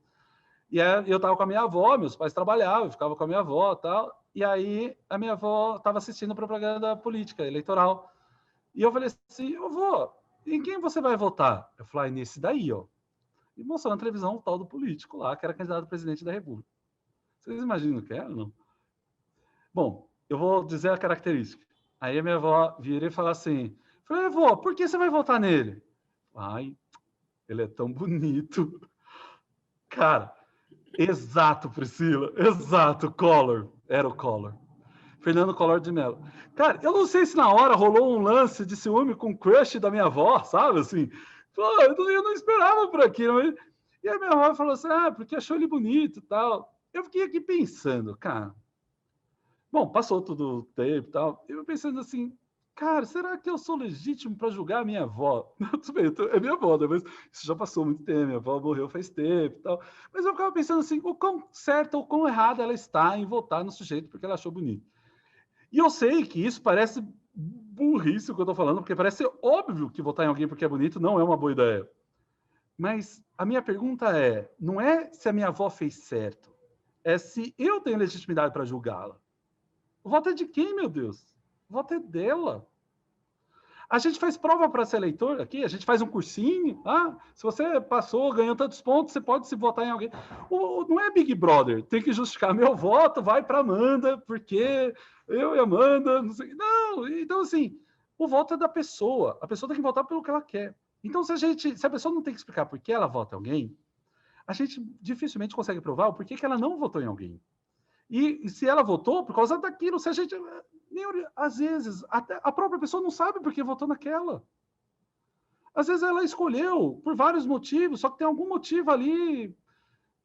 A escolha do voto, Clara, e isso está muito presente para mim, assim, ela também é emocional. Ela não é só racional. E não tem problema não ser, com toda sinceridade. Se fosse só racional, vamos fazer um concurso para presidente. Tá, e aí a gente vai tocando. Então, por isso que eu acho que a gente tem que pensar muito mais nessa virada. E eu tenho pensado nesse looping que é feito no eleitor. Por isso que eu acho que ficou. Não sei se faz sentido com a sua colocação, mas foi o que eu pensei assim para conectar. Mas fica à vontade para a gente falar, tá? Se você quiser. Não, eu acho uma perspectiva super interessante, assim. Eu até acho que dá para a gente partir para uma dimensão coletiva também. Tipo, quantos eleitores será que sofreram essa fraude? Né? Será que foi um número relevante de eleitores? Mas até a gente chegar nessa ponte de questionar o resultado é o caminho mais complicado. E no fim das contas, eu sempre tive essa mesma impressão que você agora confirmou, assim, né? De que não existe um nexo de causalidade, né? Que a gente possa atribuir. Mas o que eu leio muito também, Diogo, não só não só esse foco no sujeito que você tem, mas, assim, nas instituições democráticas, na democracia e na confiança nas instituições, né? Então, o dano aqui, do que a gente está falando, qual é o dano eleitoral quando a gente está falando de desinformação? Tem a fraude, né, que você mencionou, o eleitor que vai lá e realiza um ato que ele não realizaria, mas tem também a falta de confiança nas instituições, né? E sem falar sem contar o fato de que muitas vezes essas práticas estão associadas a outras condutas ilegais, como abuso de poder econômico, né? Então, assim, é uma prática danosa, mas de fato o dano não está necessariamente no resultado do processo eleitoral, né? É anterior, assim. Para fechar a última rodadinha de perguntas, eu vou trazer a do José Renato, que te perguntou: Diogo, houve casos que você considere paradigmáticos sobre desinformação julgados pelos TREs durante essas eleições? E eu vou botar mais um minha aqui, porque você falou para a gente assim, qual é o seu feeling hoje de que o que rolou de desinformação nessa eleição de 2020 foi mirando em 2022? É um feeling, você não tem ainda, eu sei, você não tem pesquisa empírica, mas é o teu feeling, tá? Então, com esse feeling, o que você acha que a gente pode fazer até 2022? Ótimo. Né? Qual você acha que é o caminho nos próximos 2 anos para a eleição de 2022? Perfeito, claro. Fiquei super animado com essas duas perguntas aqui. Eu vou só puxar, porque eu me bola num comentário da Vanessa. Um comentário super gentil que a Vanessa... Mas foi antes de passar para você, claro, que a Vanessa colocou assim, você pode indicar artigos, textos sobre o assunto para termos isso como material de consulta? Eu achei bem legal, Vanessa, seu comentário, porque eu estava fazendo... Desculpa ter demorado para vê-lo, mas eu posso sim. Aliás, eu posso montar uma pastinha para vocês, se vocês quiserem, com algumas coisas, né? O que tiver aberto, enfim. E até, Priscila, se você tiver... A Clara, eu tenho alguns, eu já... a gente pode montar pastinha. Não sei se vocês estão organizando alguma coisa assim, né? Poderia. Diogo, dá para a gente colocar na plataforma do curso, na Canva. Se você mandar as referências, o pessoal do EDP, o Igor, que está aqui acompanhando a gente, ele coloca tudo na plataforma e fica disponibilizado para os alunos, porque eles têm login, tem lá Ótimo. Tá. o ambiente. Não, ótimo. Eu acho que tem muita coisa boa, Vanessa. E cada vez mais tem gente boa estudando o tema. Ó. Priscila tá terminando o doutorado, Priscila? Tá? Terminando o doutorado, tá escrevendo sobre fake news. Não me lembro isso não, Diogo. Falta 1 ano. Essa é a pergunta que não se faz, né, Clara? Priscila, qual é o tema? É desinformação, justamente, mas o objetivo principal é uma análise legislativa, né, de que forma justamente o direito lida com isso. Mas eu não vou lidar com a parte eleitoral. É complementar a do Diogo. Não, super trabalho. Então. Quando o pessoal fala assim, não, você tá terminando, vai entregar o doutorado, sei lá, o TCC, o mestrado, normalmente escorre uma lágrima da pessoa e você já sabe que você não devia ter perguntado isso. Mas não é o caso. Mas agora que vai ficar bom. Agora, esse último ano aí que vai... Aí é que vem o desespero, vem tudo. Agora é que vai pegar. Agora é que vai ficar bom. Exatamente. Não, mas então tem muita gente boa se dedicando a esse tema, sabe? Tem gente que está há mais tempo, há menos tempo, mas tem muita gente boa. Então tem muito material. Eu queria chamar a atenção um pouquinho para a Vanessa e para os colegas, para darem uma olhada, porque tem muito material gratuito.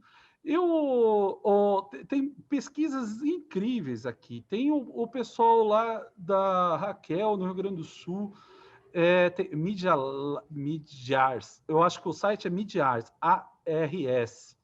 Eu vou olhar daqui a pouco, aqui coloco, mas tem várias pesquisas muito legais, tem os próprios textos da Raquel Ricoeiro, tem os textos da Priscila, palestra, vídeo tem um monte, tem muito vídeo legal, e dei uma olhada também, e eu vou aproveitar para falar também do trabalho do Instituto Liberdade Digital, é um instituto que eu fundei um tempo atrás com ex-alunas e pesquisadoras e tal, e a gente tem produzido várias coisas a respeito, chama Instituto Liberdade Digital.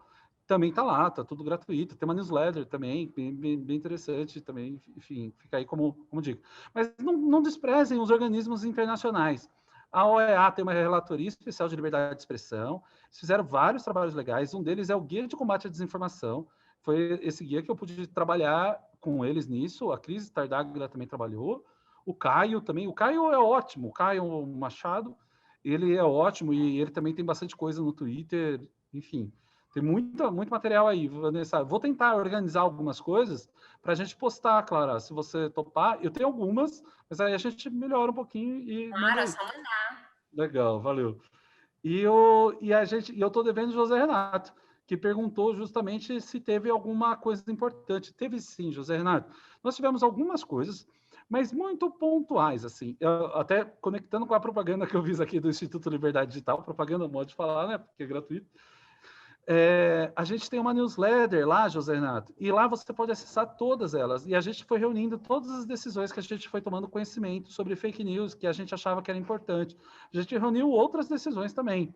E eu tenho recebido também muitas. Como, eu tive essa sorte de acabar dando esse curso de Direito Eleitoral Digital para todos os juízes eleitorais do Brasil inteiro, né? Eu tenho recebido muitas decisões e estou tentando organizar. Ainda não consegui processar isso, sabe?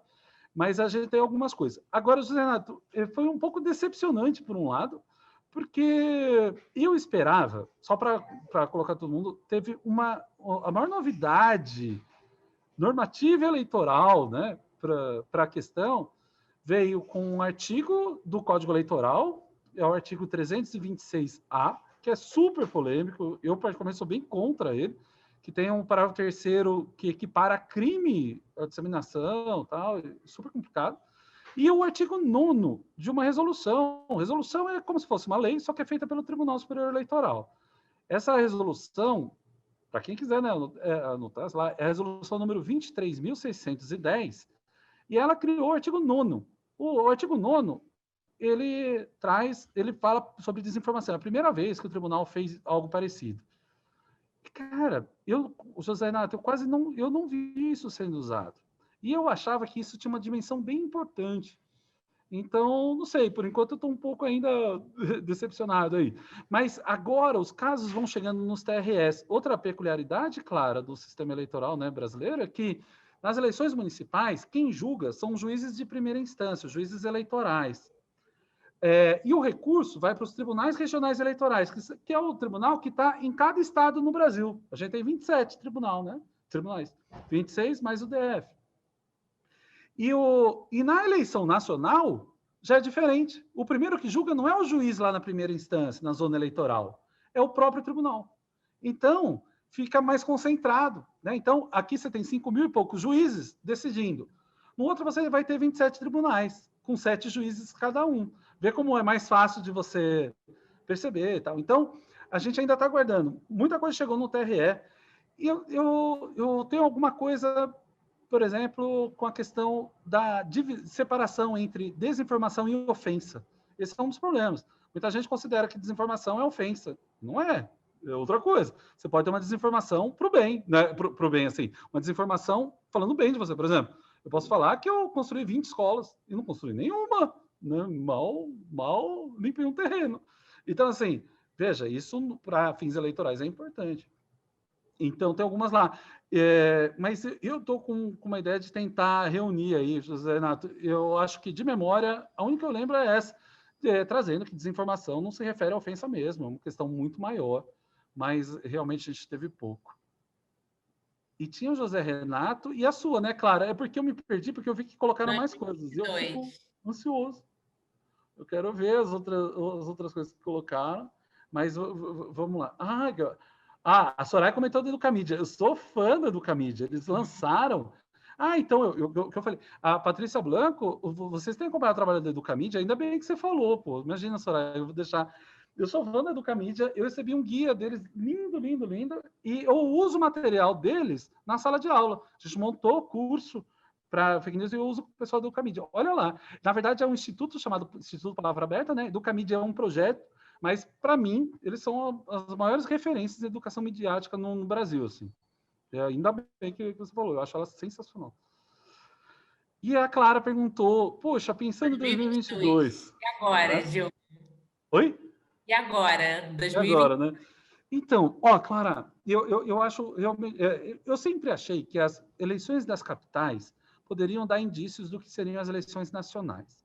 Eleição municipal e nacional não tem nada a ver, como eu disse, mas as das capitais são mais próximas do debate nacional. Não tudo, né? Mas ajuda a gente a ter Por exemplo, em 2016, a gente teve nas capitais alguns outsiders sendo eleitos, alguns políticos não profissionais. Vocês lembram? Em algumas capitais. E aí, quando a gente vai para o debate nacional, isso também apareceu. Então, eu não sei, talvez seja meio achismo, assim, mas eu tenho essa sensação. E aí eu observei as eleições das capitais e fora das capitais, né? Não todas, mas muitas. E eu acho... olha só, falou do Lapim também. Pô, José Renato, muito legal. Eu falei com a Sofia de lá, eu acho. Muito legal. Ó, já vai trazer... Vamos juntar esses materiais. Vamos. Eu vou deixar meu contato aqui, José Renato, depois me passa. Muito legal. Ó, tem muita gente fazendo um trabalho incrível, né, Claro? Isso que é legal, a gente precisa conectar mais, assim. Né? Muito legal, José Renato. Eu adoro o trabalho de vocês, cara. Muito legal. Eu acho assim, que esse ano foi...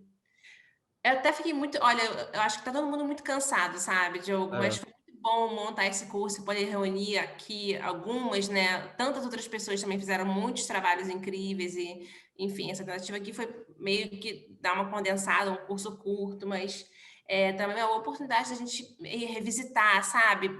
Os materiais que a gente leu, que foram importantes, que a gente viu que fez diferença.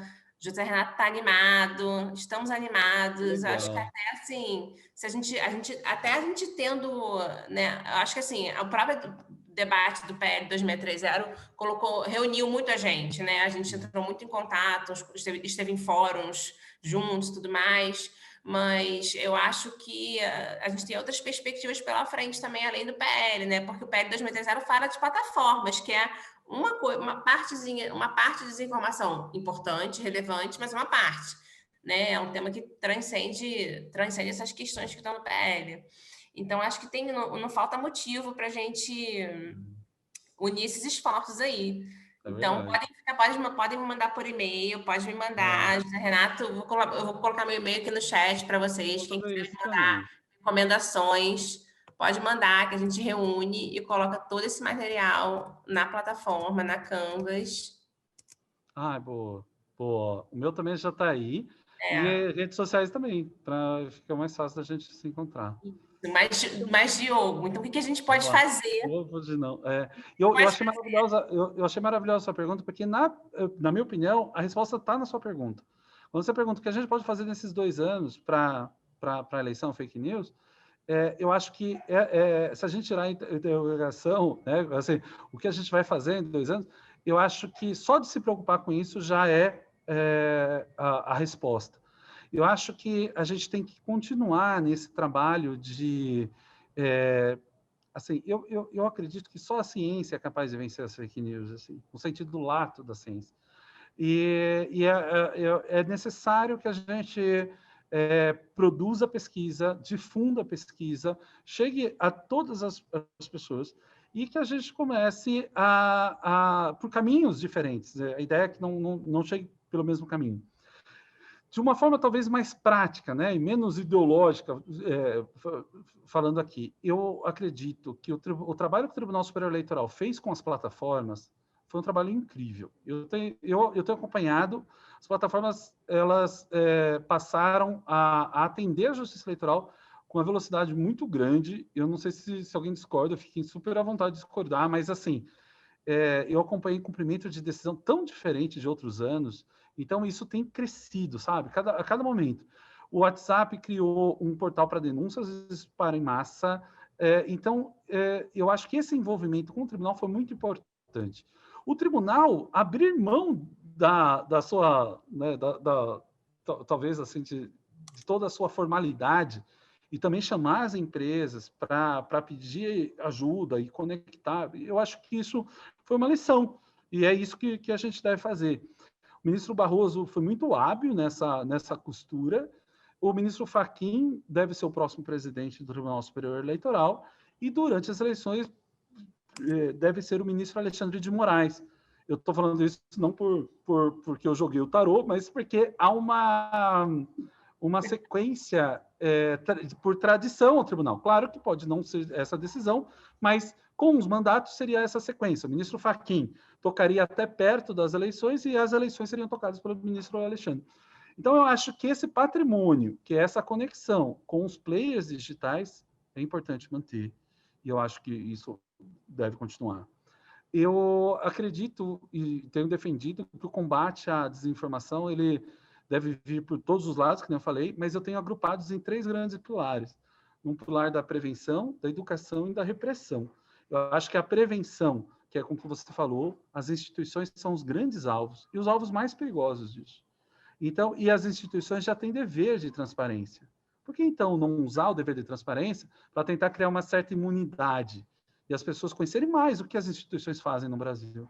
Por exemplo, vocês sabiam que, no dia da eleição, uma urna é sorteada e faz nela uma simulação de votação, uma urna real, que ia para a sessão, ela deixa de ir. Coloca uma câmera lá, eu levei os alunos lá, eu tenho mania de pegar os alunos de cobaia, não... você digita, e ali é conferido para ver se saiu o mesmo resultado que foi digitado nela. Cara, isso é uma prova importantíssima. Muita gente não conhecia esse teste. Esse teste é feito em 0,02% das urnas, poderia ser ampliado. Então, o que eu estou querendo dizer? Quando eu falo prevenção, é usar seu próprio dever de transparência e publicidade para difundir verdade sobre si. E abrir mesmo. Não tem espaço para segredos, sabe? Não tem mais espaço para segredos.